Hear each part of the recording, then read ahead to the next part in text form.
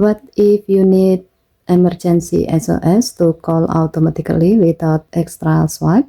Today I will show you how to set the countdown timer and the warning sound when required swipe to call is turned off on the Samsung Galaxy S25 Ultra. To do so, go to setting, swipe down from the top right corner of the screen to open up the quick settings panel, and then tap setting icon. Scroll down the screen to find safety and emergency. Tap safety and emergency. Tap emergency SOS. Next, turn off required swipe to call.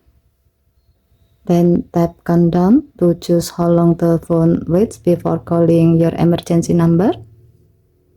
For example, let's choose 10 seconds. It's perfect for situation where you might trigger SOS accidentally but still want it to call automatically if you don't stop it in time. Tap the back key to return.